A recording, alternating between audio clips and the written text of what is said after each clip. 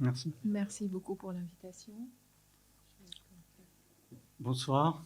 Je vais vous parler plutôt ici en tant qu'enseignant. Je ne vais pas vous faire un cours de philosophie et je ne vais pas me placer tout de suite sur le terrain philosophique. C'est plutôt mon expérience concrète à Trappes que je vais vous raconter et comment deux petits profs dans un lycée que je n'avais pas choisi, j'ai pris finalement conscience de la réalité qui m'entourait et que je ne voyais pas forcément en classe. Parce qu'il y a quand même un paradoxe à être professeur de philosophie à Trappes, c'est que euh, dans une classe, on peut ne pas voir du tout la réalité qui nous entoure. On peut ne pas la voir. Bien sûr, on peut voir quelques élèves avec des tenues particulières, entendre quelques réflexions, mais on peut aussi ne rien voir du tout. Moi-même, j'ai mis un certain temps avant de comprendre la réalité qui m'entourait. J'ai fait un travail important de documentation. J'ai fait partie d'associations pour connaître le terrain.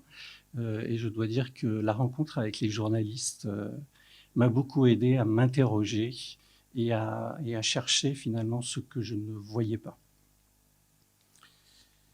Alors d'abord, je vais parler un petit peu de la classe de philosophie à Trappes. Je vais être très très concret et peut-être vous étonner en vous disant que dans cette ville qui a une certaine réputation, finalement, j'ai des élèves qui sont très gentils et très sympathiques, de façon générale, très respectueux. Encore tout à l'heure, ils sortaient de cours, merci monsieur. J'arrive en cours, comment allez-vous, monsieur? Enfin, j'ai des rapports tout à fait cordiaux avec mes élèves, très faciles. Et c'est sans doute une des raisons pour lesquelles j'enseigne dans ce lycée depuis maintenant 20 ans. Et donc, j'ai pu suivre aussi cette évolution, puisque Trappes est devenu un des berceaux aujourd'hui de l'islamisme en France. Je dirais qu'une des raisons pour lesquelles les élèves sont aussi respectueux, sans doute, c'est parce qu'ils se projettent encore dans la société française. Ils voient le baccalauréat comme une chance dans un milieu où, quand même, le trafic, la drogue, la prison, c'est une réalité commune pour eux. Parfois des élèves qui viennent me voir 2 ans plus tard en me racontant leur séjour et leur échec. Donc je crois que le lycée, ils y tiennent pour cette raison-là, c'est une chance pour eux.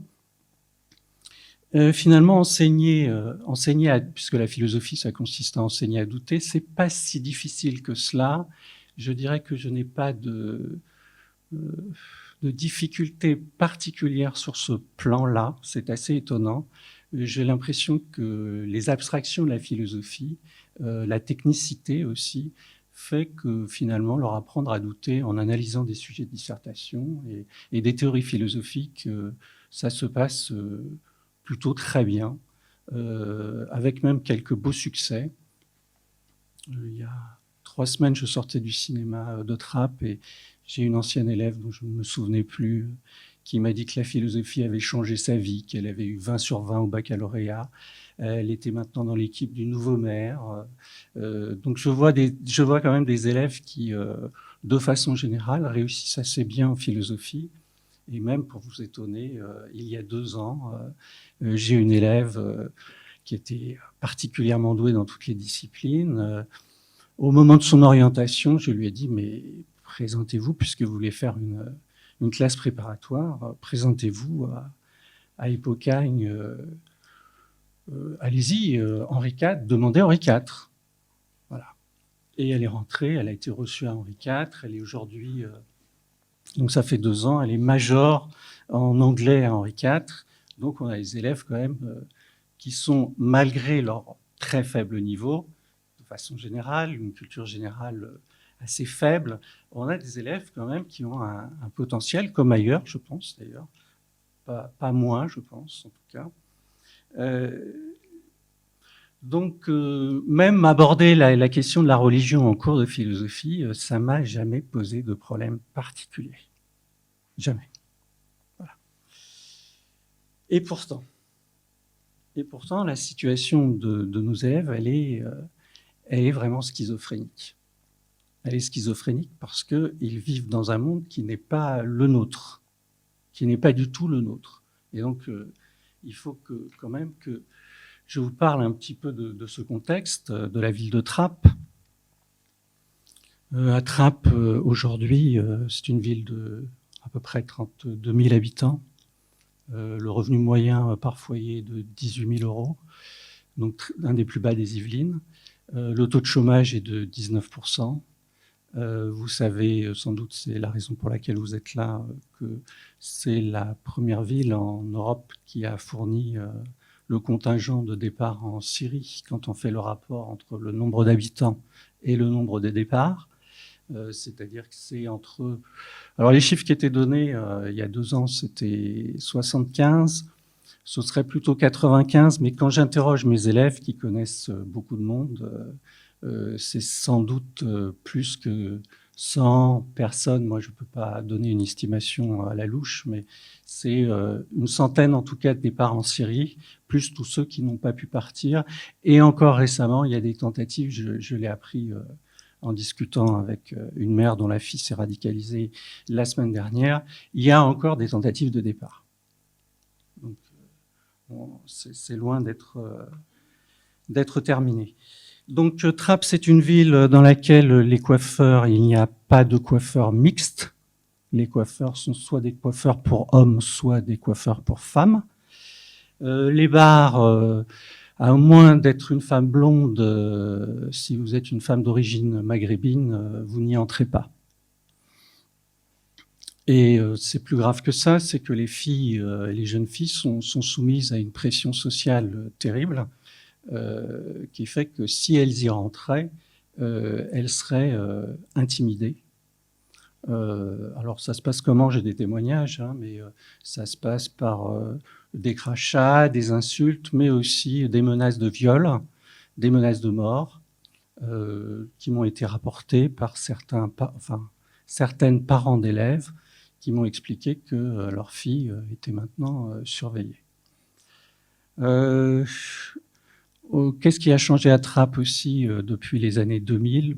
Ce qui a changé, c'est une mosquée qui a été construite et qui a fait que le tissu social de Trappes et la population a énormément changé en 20 ans,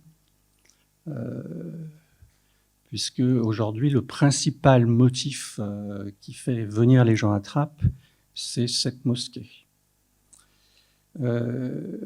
Dans les signes, disons, extérieurs de cette islamisation, de cette poussée islamiste et salafiste à Trappes, il y a bien entendu le port du vêtement, le port du voile. J'aurais des tas d'anecdotes à ce sujet lors des sorties scolaires et encore récemment lorsque j'ai accompagné mes élèves en sortie cinéma, les difficultés que ça pose.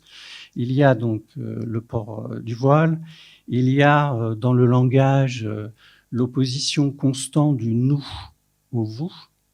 Ça, c'est un signe aussi de séparation.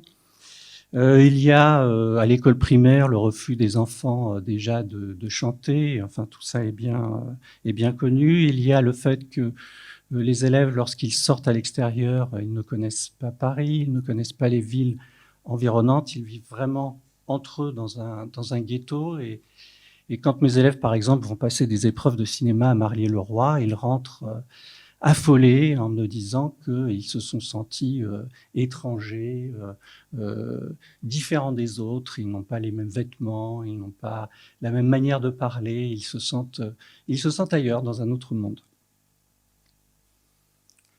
Je dois parler évidemment aussi du fait que la mixité sociale a disparu à Trappes au lycée. Avant, j'avais des classes qui étaient composées avec des enfants de classe moyenne qui venaient des villes alentours. Aujourd'hui, je n'ai plus cette mixité-là. La mixité garçon-fille, elle est aussi problématique puisque maintenant, j'ai des classes où la répartition de l'espace est quand même très séparée, les filles d'un côté, les garçons de l'autre. Ce n'était pas le cas autrefois. Autrefois, au contraire, j'avais des filles d'origine immigrée qui revendiquaient leur liberté. Aujourd'hui, on sent une certaine domination masculine dans les classes. Voilà pour les signes, si vous voulez, extérieurs. Je dois parler aussi d'une chose qu'on a tue pendant des années. À Trappes, dans les années 2000, il s'est passé un événement. La synagogue de Trappes, puisqu'il y avait des juifs à Trappes, la synagogue de Trappes a brûlé. Elle a brûlé, c'est passé pour un accident. Une enquête de police n'a pas permis d'établir l'intention criminelle, mais le travail d'une journaliste comme Ariane Chemin du Monde, son travail a permis quand même de découvrir que l'acte n'était pas du tout accidentel, mais intentionnel et criminel. Elle a recueilli le témoignage notamment du chanteur Lafouine, qui lui aura donné quelques noms, mais qu'elle ne peut révéler. Je vous dis ça parce qu'à Trappes, il y avait beaucoup de familles juives, et ces familles, elles sont parties à partir des années 2000. D'ailleurs, moi, je me souviens, quand je suis arrivé dans ce lycée, il restait encore quelques tags antisémites dans les toilettes, qui ont disparu depuis, évidemment.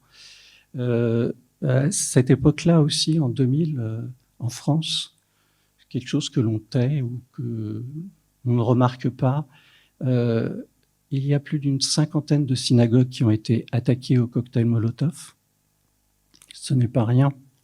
Et donc, des jets de pierre sur les rabbins, etc.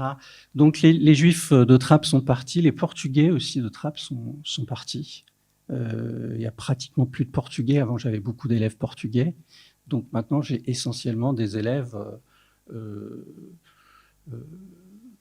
du Maghreb, enfin, ou issus du Maghreb et turcs. Voilà. Dans des prénoms français dans une classe, j'en ai à peu près 3, à peu près. C'est pour vous dire l'absence de mixité sociale, ethnique, enfin, culturelle, à quel point elle est dramatique. Il y a aujourd'hui à Trappes, enfin en tout cas en 2018, à Trappes, il y a entre 400 et 500 fichiers S. Sur ces 400 ou 500 à 500 fichiers S, en 2018, on trouve 65% de ces fichiers ont entre 15 et 25 ans. 35% entre 26 et 35 ans. Et 35% de femmes. C'est une note blanche des services de renseignement qui permet en tout cas d'établir ces chiffres. Et parmi la population féminine, 45% de ces femmes qui partent ou qui tentent de partir ont été victimes de violences sexuelles. Voilà la réalité de Trappes qu'on ne voit pas évidemment dans une salle de classe et qui est la vie quotidienne des élèves. Parce que quand j'ai interrogé des élèves de collège, j'ai fait beaucoup de sorties, j'ai découvert que finalement tout le monde dans la famille, enfin dans toutes les familles, il y avait une personne qui avait été touchée par les départs en Syrie et les déchirements que ça suppose dans les familles. C'est-à-dire que ce problème-là est tu par les élèves, par les enfants.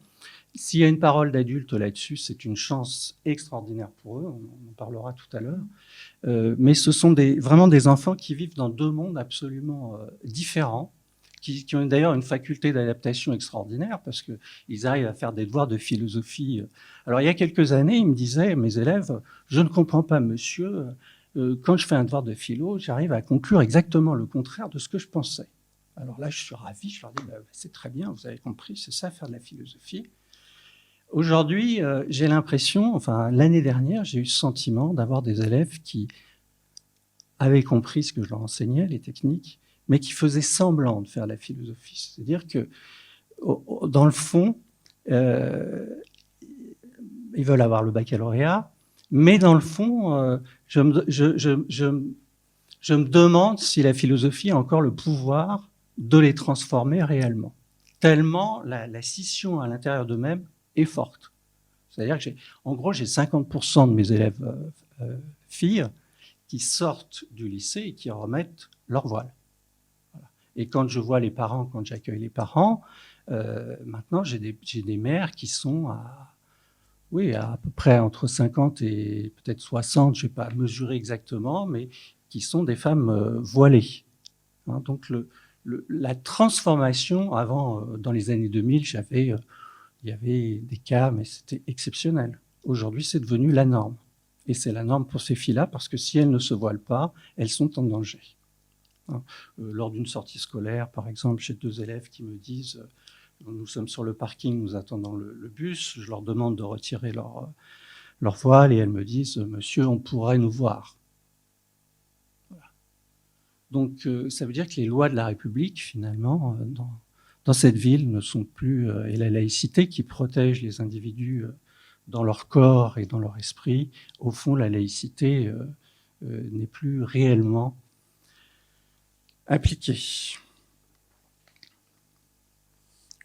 Donc voilà pour le portrait de la ville de Trappes. Alors il y a eu des tentatives de la part du maire de faire venir un peu la classe moyenne. C'est un échec total à chaque fois. Il y a eu des très beaux logements qui ont été construits. Il y a eu une rénovation de l'espace urbain, des trottoirs. La ville a été vraiment transformée. Avant, devant le lycée, il y avait des voitures qui brûlaient toutes les semaines, qui étaient désossées, un trafic, etc. Aujourd'hui, Trappes a l'air comme ça, de l'extérieur. D'ailleurs, c'est drôle, on voit les abribus avec la publicité de luxe. Trappes est une ville qui a changé, mais qui, dans le fond, reste maintenant, enfin, est devenu un berceau. D'ailleurs, vous avez peut-être lu le dernier livre de Micheron sur la question qui explique comment les anciens du GIA algérien, en fait, à la fin des années 90, sont arrivés à Trappes et ont commencé à travailler le milieu. C'est-à-dire que la situation aujourd'hui est le résultat d'une volonté d'emprise très forte et vraiment savamment construite par différents mouvements. Alors, on ne va pas les énumérer. Enfin, il y a une librairie Tabli à Trappes. Les frères musulmans, évidemment, aussi travaillent fort le milieu. Mais je dirais que c'est surtout une ville qui est sous l'emprise salafiste, c'est-à-dire, disons que grosso modo, il s'agit de signes identitaires, de séparation dans les mœurs très, très fortes. Voilà. Alors maintenant, je vous parle un petit peu très rapidement de mon travail, puisque l'intitulé, c'est la laïcité comme rempart à la radicalisation. Depuis que j'ai pris conscience, disons après 2015, 2016, du monde dans lequel je vivais, je ne voyais pas auparavant, j'ai tenté quelques actions. Alors d'abord, ça a été une pièce de théâtre, Djihad, qui a été pour la première fois présentée en France. On n'a pas pu le faire tout de suite parce que ça posait aussi des problèmes de sécurité. J'ai vu la puissance du théâtre comme outil de réflexion pour les élèves, comment le théâtre les amène à s'interroger. Et je me suis dit que j'allais renouveler cette expérience-là. Et c'est la raison pour laquelle... alors j'ai fait venir aussi des conférenciers comme Rachid Benzine pour expliquer aux élèves comment on pouvait lire le Coran avec des outils historiques, anthropologiques, ethnologiques. Ça présente un certain intérêt. Ça permet en tout cas à ces élèves de libérer leurs paroles et d'avoir enfin un échange vrai avec eux, ce qui n'est pas rien. Mais je pense que le théâtre a une force supplémentaire. L'année dernière, j'ai accompagné mes élèves pour voir une pièce au Théâtre Montansier qui s'appelle « J'ai rencontré Dieu sur Facebook », qui a permis à 3 de mes élèves de changer vraiment de position sur le voile après discussion. Ça a pris 1 mois entre elles, mais la discussion a été initiée par cette pièce. Et bon, c'est un résultat modeste, mais tout de même appréciable de voir des élèves bouger. Voilà. Avec Asna également, nous avons à plusieurs reprises et dans plusieurs classes fait un travail commun avec, elle va vous en parler, avec une pièce assez particulière de théâtre documentaire, je ne sais pas si on peut dire comme ça. Théâtre forum. Théâtre forum, voilà, avec une participation active des élèves qui peuvent intervenir pendant la pièce. Et là aussi, ça permet à la parole de se libérer et à l'échange de commencer. Cette année, là, dans quelques jours, je vais conduire une centaine de mes élèves à nouveau à Versailles pour une pièce extraordinaire. Et d'ailleurs, c'était à cette occasion qu'on s'est rencontrés avec Asna. Ça fait combien de temps? 2 ans, un peu plus de 2 ans. Un peu plus de 2 ans. Le ministère de l'Intérieur m'avait invité à écouter la lecture de cette pièce, des accès. Donc je vous conseille d'aller la voir au Théâtre Montansier, qui est une pièce écrite par Hakim Jaziri, et qui est une pièce vraiment très forte qui montre le parcours d'un jeune, comment il va progressivement basculer et aussi comment il va se retourner ou se libérer, comment il y a quand même une prise de conscience à la fin de la pièce qui porte un espoir pour la jeunesse. Voilà. Donc j'attends avec impatience l'effet de cette pièce sur mes élèves, mais j'ai vu que l'année dernière, après la pièce, il y a eu un petit débat et j'ai vu vraiment mes élèves intéressés parce qu'enfin, ils pouvaient mettre des mots avec des adultes, échanger sur ce qu'ils vivaient et ne plus être simplement d'un côté des élèves et de l'autre ce qui sont dans le réel. Parce que cette séparation, pour eux, elle est infernale, au fond. Elle est infernale. Je pense que vous me poserez des questions, peut-être je serai plus concret, je ne veux pas non plus prendre trop de temps, mais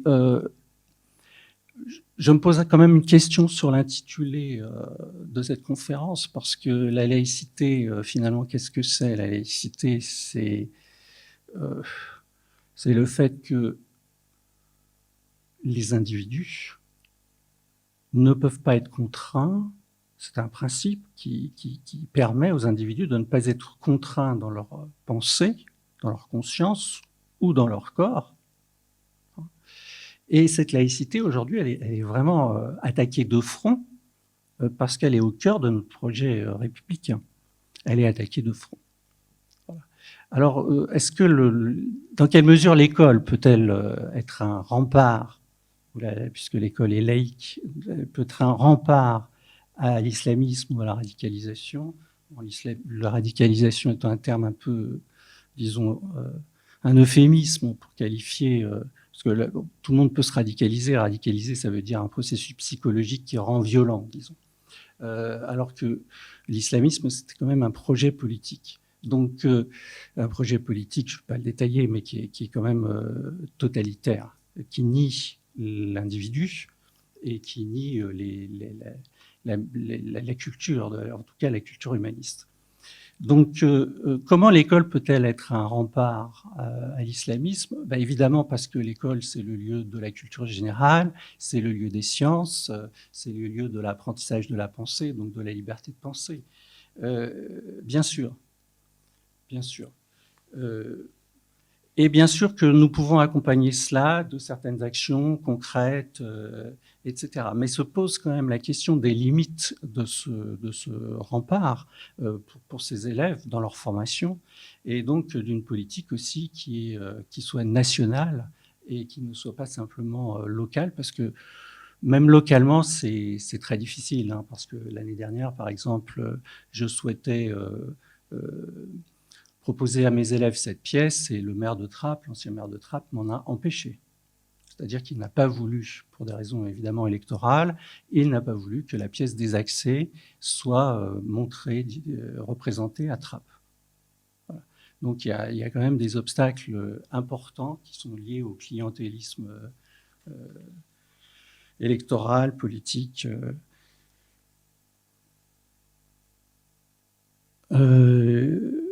Alors, en dehors de ces actions, j'ai essayé aussi d'alerter. J'ai écrit une lettre avec l'ancien inspecteur de l'Éducation nationale, Jean-Pierre Aubin, qui avait écrit un rapport en 2004 prévenant déjà le ministère des dangers qui pesait sur l'école et de façon plus générale sur la société française. Si vous lisez ce rapport, et je vous le conseille vivement, parce que dans ses conclusions, il montre que si l'on ne fait rien, il a décrit finalement ce qui allait se passer quelques années après, c'est-à-dire la montée du djihadisme et du terrorisme islamiste. Et donc, avec lui, j'ai écrit une lettre au président de la République pour demander un plan pour ne pas laisser ces jeunes finalement sous l'emprise de ces groupes salafistes, tablis, frères musulmans, etc. J'essaye aussi évidemment de réfléchir parce que aujourd'hui, je crois qu'on a à peu près compris le phénomène. En revanche, on attend toujours un plan, y compris de la part des intellectuels en France, qui restent quand même dans des analyses qui portent surtout sur la définition, sur des querelles idéologiques. Et finalement, d'un point de vue pragmatique, qu'est-ce qu'on fait aujourd'hui pour lutter contre l'islamisme? Je crois que d'un point de vue national, les réponses sont très, très insuffisantes. Voilà.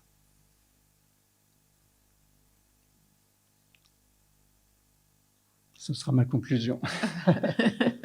Et ce sera ma conclusion parce qu'on va rebondir peut-être là-dessus tout à l'heure. Merci Didier pour ce témoignage vraiment très très riche. Moi, je vais essayer de compléter aussi à partir de ma propre expérience sur le terrain, notamment depuis maintenant 2015. Je suis sociologue de formation, engagée sur un travail de recherche sur les mécanismes d'endoctrinement, d'embrigadement des jeunes par le biais des idéologies extrémistes violentes. Donc, et depuis 2015, je suis aussi engagée sur le terrain en tant que, on va dire, responsable, activiste, fondatrice, directrice d'une structure que j'ai montée dans le cadre de la lutte contre ce qu'on appelle la radicalisation, même si c'est un phénomène qui est très très complexe, qui est multifactoriel et que souvent, là, on est un tout petit peu épargné à cause de la crise sanitaire, hein, donc c'est pas moins, on va dire, embêtant comme sujet, mais c'est vrai que depuis 2015, ce terme-là occupe de plus en plus de la place dans les débats médiatiques et politiques en France. De la même façon que on entend de plus en plus la notion de la laïcité, le principe de la laïcité qui a émergé en même temps comme étant toujours la solution à la radicalisation. D'accord. Et je pense que je partage tout à fait avec Didier sur ce qui a été dit par rapport au principe de la laïcité qui doit être là comme étant un outil très important, mais entre autres, pour lutter contre toute forme de radicalisation, d'extrémisme qui peuvent mener un individu vers l'acte violent. D'accord ? Et dans la radicalisation, il y a aussi un phénomène qui est très important, c'est le phénomène de la rupture. La rupture à tous les niveaux, rupture sociale, culturelle, générationnelle, et cette rupture qu'on voit de plus en plus dans la société française, même si la France n'est pas le seul pays qui est touché par le phénomène de la radicalisation, on voit des formes de polarisation dans nos sociétés postmodernes et c'est principalement la jeunesse qui subissent cette polarisation parce que ces phénomènes de rupture handicape l'avenir et qu'on ne peut pas voir l'avenir, on ne peut pas construire un avenir ensemble si on ne part pas d'un projet commun, si on n'adhère pas à un projet commun. Et c'est ça ce qui manque, je pense, aujourd'hui. Et comment faire de la laïcité un outil pour, on va dire, régénérer, fédérer une synergie commune, un vivre ensemble, renforcer la cohésion sociale dans nos sociétés. C'est un sujet qui est relativement complexe, hein, et ça, c'est sûr qu'on ne va pas à deux voix ce soir essayer de dire comment la laïcité va pouvoir solutionner tout ça. Donc, ce n'est pas une baguette magique, hein, il faut le dire dès le début, mais c'est un principe qui est fondamental et que je pense, et je vais partir peut-être de mon diagnostic par rapport à ce principe-là, et surtout de la question de l'ambiguïté qui règne autour de ce principe-là et des multiples tentatives d'instrumentalisation tout au long de l'histoire des différents partis, en fait, que ce soit l'extrême droite ou l'extrême gauche ou même parmi les plus modérés, qui peut-être, pour certains, ont compris un peu ce principe, mais on va se taire. C'est un terme qui a été utilisé aussi beaucoup par Didier, et je partage aussi, se taire, et bon, pour acheter peut-être la paix sociale, souvent peut-être pour des intérêts personnels, d'accord, et beaucoup moins pour des intérêts communs. Donc aujourd'hui, comment parler de la laïcité comme étant, moi j'aime beaucoup utiliser le mot outil. Pour moi, c'est un outil que j'utilise beaucoup dans le cadre de mes activités, que ce soit de mes activités de formation en direction des agents publics, des cadres, des enseignants, des professionnels de la jeunesse, des professionnels de la protection judiciaire de la jeunesse, ou de l'aide sociale à l'enfance, etc., etc. Puisque c'est vraiment après 4 ans, 5 ans d'engagement sur le terrain auprès de ces agents-là que j'ai réalisé les dégâts de ces discours, de certains discours médiatiques et politiques sur le fonctionnement, sur le respect du principe de la laïcité, parce que en fait, je ne peux pas critiquer ces agents-là qui ont été bombardés, comme tout le monde, par des discours à droite et à gauche qui ont finalement participé à cette ambiguïté par rapport à ce principe-là. Juste pour illustrer avec quelques exemples, j'ai des agents de l'aide sociale à l'enfance qui me disent une femme voilée, non, je peux pas la recevoir dans mon bureau, ou elle n'a pas le droit de rentrer à la mairie, ou des exemples encore plus flagrants, mais je vais pas vous raconter tout, mais de ce genre-là, alors qu'on est en 2020 et que bien loin quand même de 1905. Et on a l'impression toujours ce principe n'a pas été compris à sa juste valeur et n'est pas appliqué comme il faut. Faute de compréhension, mais de l'autre côté, il y a aussi cette volonté on va dire, un certain laxisme, une certaine volonté de racheter la paix. Ok, je vais aller contre ce principe-là, c'est pas grave.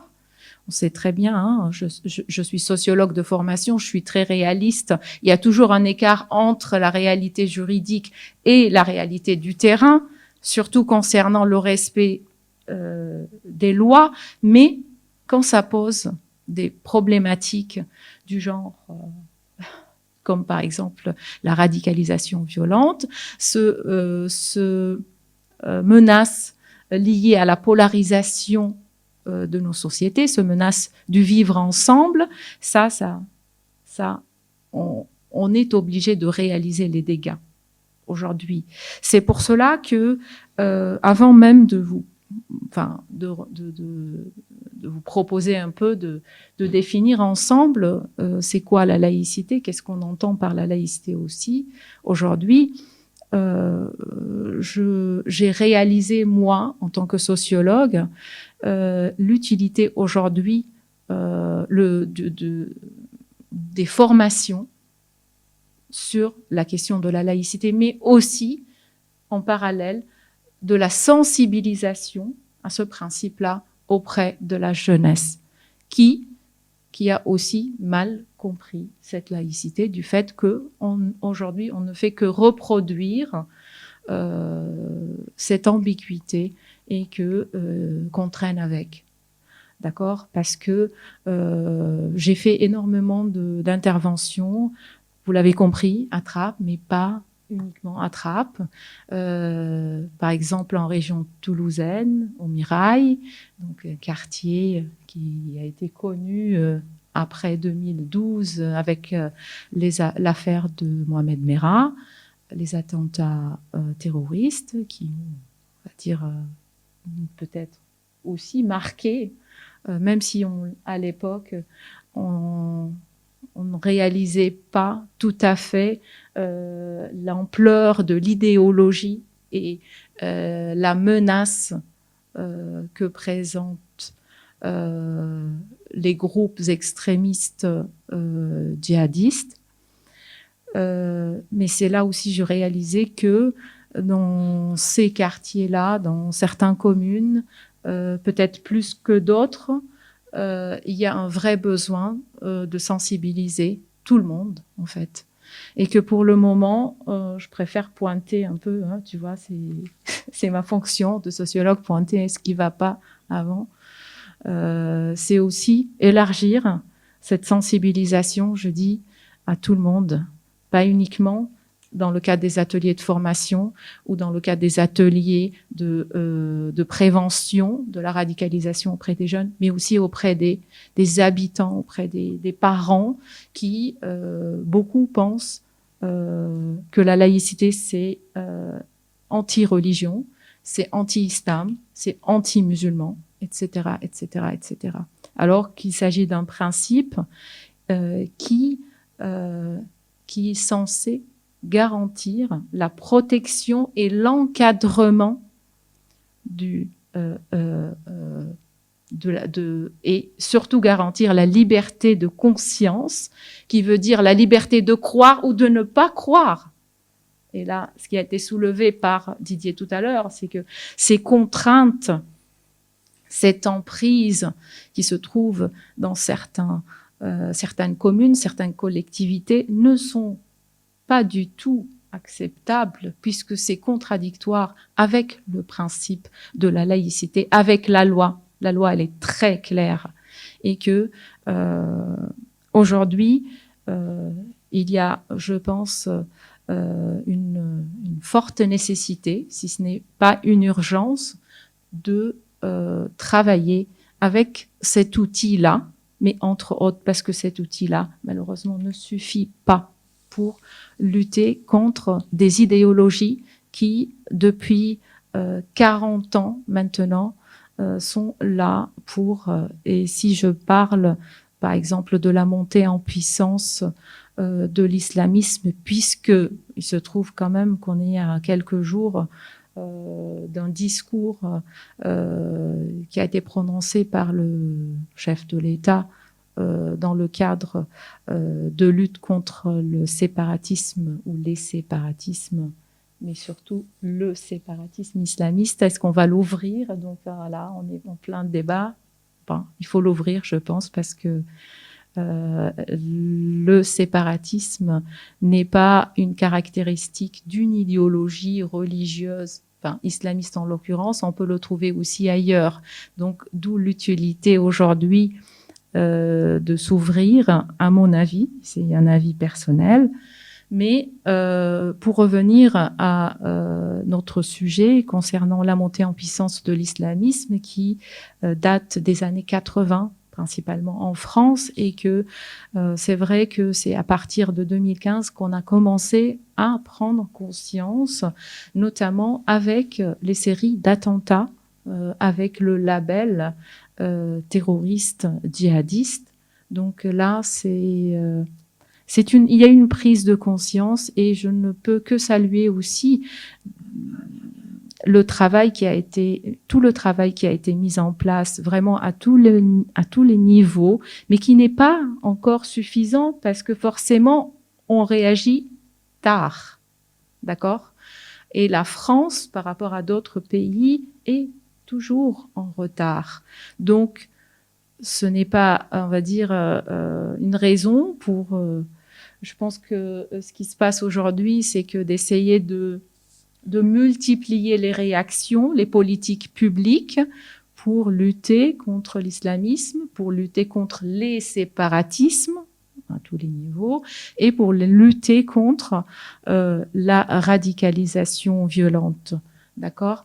Donc, il y a des choses qui ont été faites, et c'est là où je vais vous parler un peu de mon travail en tant que formatrice aussi. Parce que là, il se trouve que je partage beaucoup moins ma vie avec l'université qu'avec des professionnels de la jeunesse. Et j'en suis ravie de passer des semaines et des semaines, voire même des mois, à sillonner la France, entre le nord, le sud, l'est, l'ouest, pour, à la demande des collectivités locales, pour participer à la formation des professionnels sur la prévention de la radicalisation. Et dans la prévention de la radicalisation, je forme aussi sur le principe de la laïcité, parce que c'est un outil qui est très, très important, comme je viens de l'évoquer.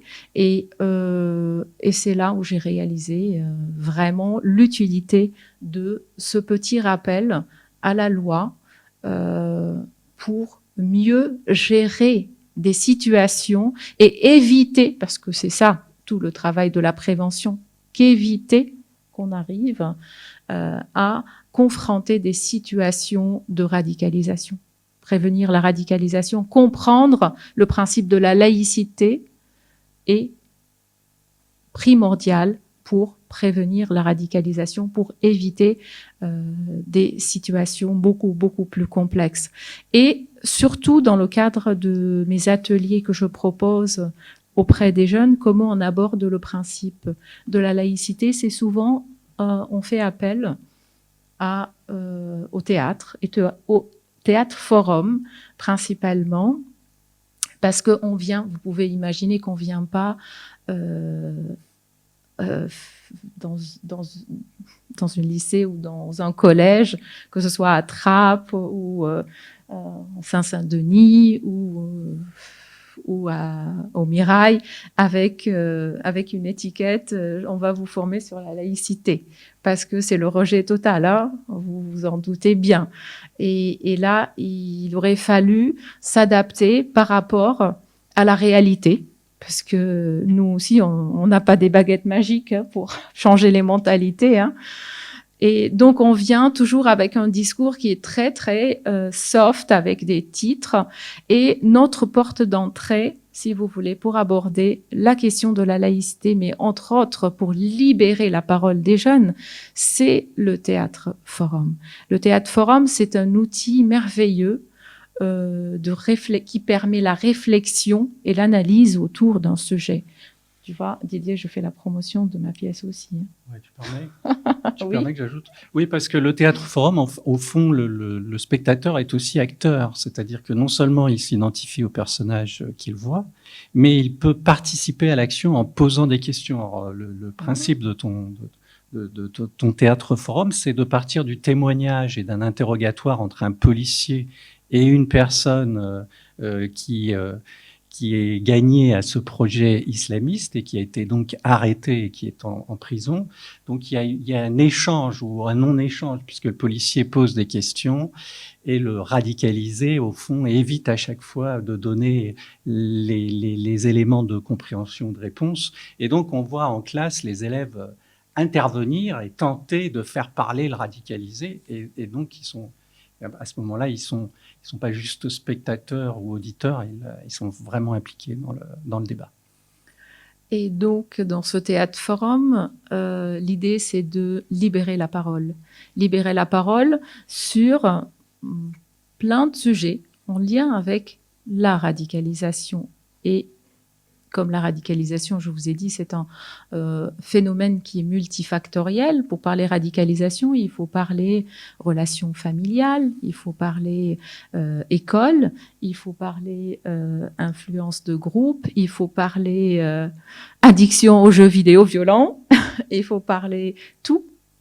Donc, et c'est ça ce qu'on arrive aussi à aborder la question de la laïcité et le rapport au religieux dans le sens large du terme, et comment aussi, quelle est la place du religieux dans l'espace public, et surtout, comment ces jeunes-là se sont appropriés la religion, de quelle façon, pour revendiquer la violence, tout court. D'accord ? Et comment ces jeunes-là ont peut-être mal compris aussi la loi et le principe qui leur permet de pratiquer sans contrainte. Donc, on les aborde à travers un outil très, très ludique, mais ce qui les intéresse, je ne vous cache pas, c'est pas du tout la dimension en lien avec la religion, parce que quand les jeunes participent à ce théâtre forum qui est basé sur deux témoignages de deux jeunes, une fille et un garçon, sous forme d'interview.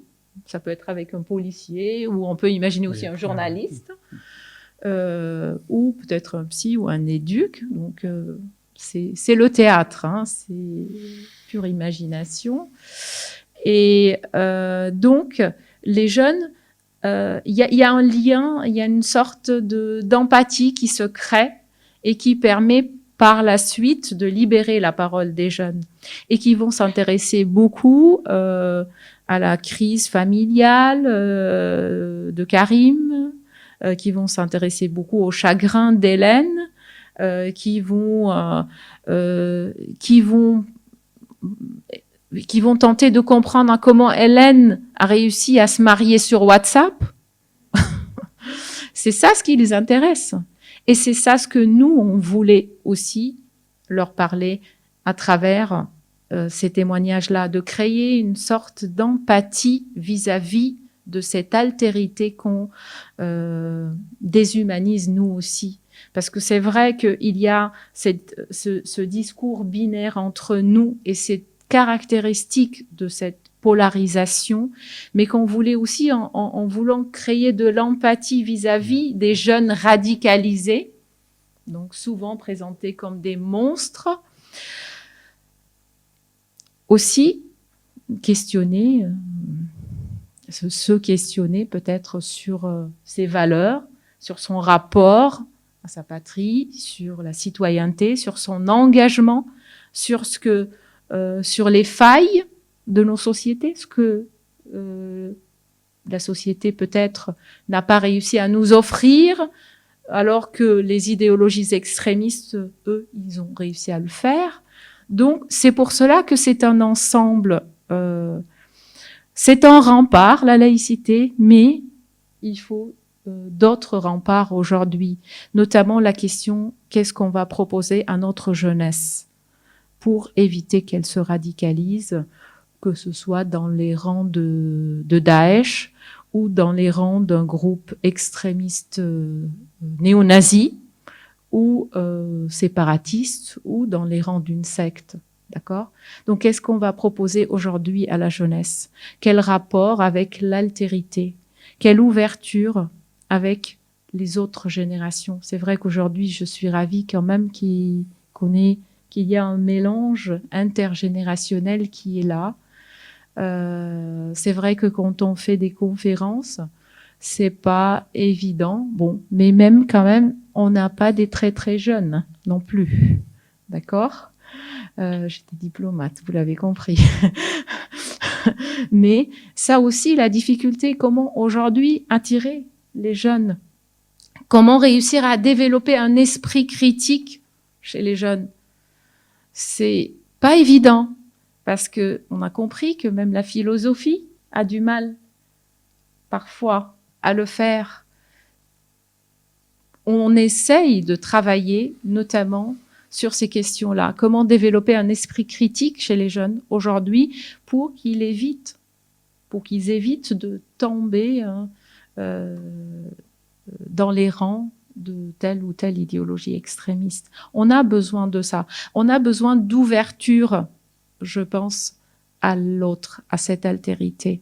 On a besoin de travailler la question de la citoyenneté, la question de l'engagement auprès des jeunes, au même titre du travail sur la laïcité, pour qu'on puisse renforcer les liens entre les différentes parties de la société. Ce qu'on a vécu là, à l'instant, devant vous, c'est que aujourd'hui,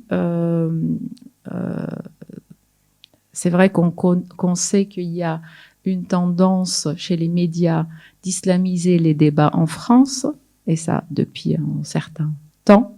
Donc ça, c'est un fait, ok ? Ça, c'est une chose.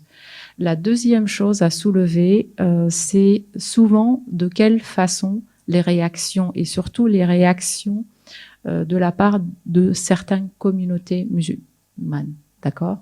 Je ne généralise pas, d'accord ? Certains individus. C'est que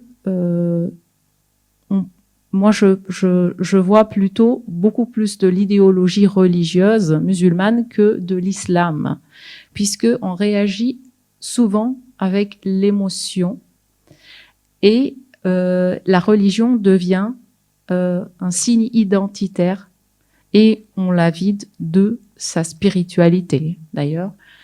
Et ça, c'est un point très très important quand on aborde aujourd'hui avec les jeunes les questions religieuses, et en l'occurrence, on va pas se voiler à la face. Aujourd'hui, pourquoi on aborde des thématiques en lien principalement avec le voile intégral, avec l'islamisme, etc. Parce que en 2019, la France figurait à la tête des pays européens qui est touché particulièrement par une forme spécifique de radicalisation qui est la radicalisation djihadiste. Il y a eu énormément d'attentats, de victimes et de projets d'attentats et d'attentats déjoués en France en lien principalement avec une revendication d'une branche djihadiste qui s'identifie à l'islam. Donc forcément, le débat va être principalement orienté sur telle religion. C'est pas que dans les autres religions, il n'y a pas de radicalisation. Radicalisation, je ne parle pas terrorisme, attention, d'accord ? Il y a du fondamentalisme aussi dans les autres radicalisations, mais on n'a pas eu en France autant d'attentats revendiqués par des idéologies catholiques ou juives. On n'a pas eu autant de victimes que des attentats revendiqués par des islamistes, djihadistes. Qu'on le veuille ou pas, je le dis avec mon apparence, avec tout. Je le dis parce que en tant que sociologue, avec tout le recul, la question qui est très importante aujourd'hui, c'est aussi l'engouement de nos médias autour des débats parfois qui sont pas fondamentaux, à mon avis, et que ces débats-là, qu'on qualifie dans le jargon de la sociologie des médias des débats superficiels et qui n'abordent pas directement le fond du problème. Et quand Didier, il a parlé de la pratique de port de voile sous contrainte, d'accord? Donc, il a bien précisé le contexte dans lequel cette pratique, il l'a observée chez lui. Et il a même parlé de ces deux jeunes filles qui, on va me voir si je vais le soulever. Donc, on n'est pas face au port du voile qui est considéré comme c'est une considération, on va dire, personnelle, hein, c'est une perception personnelle, je le dis parce que même l'Azhar, qui est l'institution religieuse la plus prestigieuse, sunnite, la plus prestigieuse dans le monde musulman, récemment, ils ont dit le voile n'est pas une obligation islamique, religieuse. Donc, d'accord? Donc, il y a une prise par rapport à cette pratique-là. Ça n'empêche pas que en tant que sociologue, en tant que chercheur, je comprends qu'il y a une partie, des femmes musulmanes qui le portent parce qu'elles pensent encore, et c'est tout à fait leur droit de penser comme ça. On ne va pas rentrer dans l'intimité des gens, chacun, et c'est ça le principe de la laïcité, c'est que de respecter aussi ça. Mais quand est-ce que ça pose un problème? Parce que ce genre de comportement, Didier, il l'a bien placé dans un contexte beaucoup plus large et qui a contribué en partie à orienter des comportements de la jeunesse vers telle ou telle pratique. Et c'est ça ce qu'on peut dénoncer. Ce n'est pas pour venir dénoncer le port du voile en tant que tel, hein. Je pense j'ai suffisamment de personnes que j'apprécie autour de moi et que je respecte énormément qui portent le voile et qui le portent parce qu'elles le pensent, mais ce n'est pas à moi de lui poser la question pourquoi tu le portes. Mais quand il s'agit d'une jeunesse qui est influencée, une partie de la jeunesse qui est influencée dans un contexte particulier, ça on peut effectivement dire peut-être il y a un souci quelque part. Je vais vous faire part de mon expérience parce que je ne l'ai pas bien détaillé concernant le voile. Les deux jeunes filles qui portaient le voile lorsque nous attendions l'autocar pour partir en sortie scolaire se sont retournées et elles étaient vraiment apeurées et m'ont dit « Monsieur, si on le retire, on pourrait nous voir ». Juste après, elles ont ajouté ceci, c'est pour vous montrer la schizophrénie finalement de ces jeunes filles. Elles ont ajouté « Mais monsieur, c'est notre choix ». C'est-à-dire que la justification est pour elles, et elles étaient sincères sans doute lorsqu'elles l'ont dit, c'était qu'elles adhéraient à cela. Mais en même temps, elles avaient reconnu qu'elles subissaient une pression, et que je connais, hein, parce qu'elles ne sont pas les seules, une pression sociale énorme, comme les garçons doivent aller à l'heure de la prière, etc., etc. Ils ne peuvent pas sortir, ils n'ont pas de liberté de conscience. Donc là, voilà, je suis content quand certaines élèves comprennent que la laïcité n'est pas un instrument de domination contre telle ou telle religion. Ils peuvent le comprendre, que ce n'est pas un instrument tourné contre elles, mais au contraire pour elles, y compris pour leur liberté religieuse. Maintenant, le voile, je voudrais préciser quand même quelques points. Il ne faut pas être dupe de l'idéologie islamiste. Le voile, il a été vanté sur certaines chaînes de télévision comme un bout de tissu coloré avec des fleurs, etc. C'est-à-dire que progressivement, on l'a imposé comme un signe dit religieux, ce qu'il n'est pas en réalité et objectivement. Car même certaines de mes élèves portent le voile. Pourquoi? Pour se faire remarquer des garçons. Je veux dire, ça peut être aussi un instrument de distinction sexuelle. Un instrument de séduction. Donc subjectivement, il y a la pratique du voile, mais objectivement, il y a derrière un mouvement politique. Il y a le voile alors ça peut être évidemment un voile, ça peut être quelque chose de profondément religieux. Vous l'avez rappelé, et je suis bien d'accord. Si on le porte dans une synagogue, dans une église ou dans une mosquée, écoutez, ça, je crois que c'est quelque chose qui peut avoir du sens. Mais à l'extérieur, il me semble que dans notre pays, et après les attentats, c'est le marqueur d'un territoire. Et pour moi, c'est l'emblème politique de groupes qui veulent détruire la démocratie, qui veulent détruire la République, qui veulent détruire le peuple français, qui veulent détruire d'abord les Juifs, il faut quand même le dire. Ils ont un programme, ces gens-là, qui est génocidaire, et le voile, aujourd'hui, est le marqueur politique de leur territoire et l'instrument de séparation dans la parole, dans les échanges, etc. Je voudrais expliquer quand même la nature de cette idéologie. Parce que, en fait, le problème est là. Le problème, c'est que nous sommes face à une offensive idéologique qui a un but. Et ce but, on peut le comparer à celui des communistes ou des nazis. C'est-à-dire qu'il s'agit de détruire l'individu. Donc là, c'est contre nos valeurs démocratiques et républicaines. Il s'agit de détruire l'individu au nom de la religion. C'est-à-dire qu'on va instrumentaliser la religion pour créer une sorte d'homme pur, hein, de sur-musulman, comme les nazis ont voulu une culture pure, un territoire pur et une race pure. Les nazis ont utilisé le racialisme comme vecteur de leur projet idéologique totalitaire de destruction de l'individu, puisque pour eux, ce qui comptait, ce n'était pas l'homme singulier, c'était la perpétuation de l'espèce à travers la race pure. D'abord, cette idée que le juif est un faux allemand qui s'adapte à la culture allemande, donc il faut l'exterminer parce qu'il n'est pas réellement un être humain, premier point. Et deuxième point, le génocide concernait aussi les Slaves, c'est-à-dire que cette culture, elle s'ancrait sur un territoire qui devait être exclusivement réservé à cette culture pure et à cette race pure, puisque la culture, c'est la nature pour les nazis.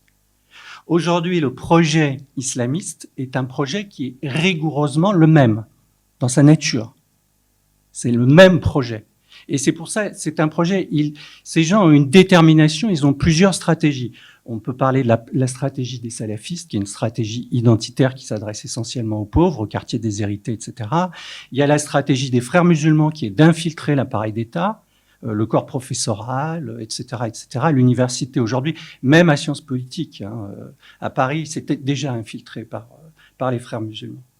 Donc, ce sont des stratégies qui sont complémentaires. Le djihadisme n'est que la surface de ce mouvement-là. Et le problème aujourd'hui, c'est qu'on est face à des politiques qui n'ont pas compris cela. On nous parle d'une lutte contre le séparatisme sans nommer de quel séparatisme il s'agit. On ne va pas lutter contre le nazisme, contre le séparatisme nazi. On lutte contre le nazisme. Donc aujourd'hui, il faut définir l'ennemi, comprendre sa stratégie et ensuite opposer une stratégie. Une stratégie, je regrette, mais si on est en guerre contre l'islamisme, puisqu'il nous fait la guerre, il faut décapiter les idéologues et il faut les neutraliser. Ce sont nos ennemis. Et il faut traiter, aujourd'hui, le procès, là, ça pose quand même un gros problème. On les traite aujourd'hui comme des criminels de droit commun. Or, il s'agit de crimes contre l'humanité. Il ne s'agit pas de crimes. La notion de crime terroriste en droit est très, très problématique. Donc, si on ne définit pas la nature de cette idéologie, ses buts, on ne pourra pas ensuite adopter une stratégie à la mesure. Et moi, je crains fort, parce que c'est ce que j'ai vu en 20 ans, la transformation de Trapp, je crains fort, malheureusement, que les leçons du nazisme ne soient pas tirées, et qu'on recommence sous une nouvelle forme, et ce qui nous attend n'est pas très glorieux. Bon, merci de votre attention. Merci beaucoup pour votre présence.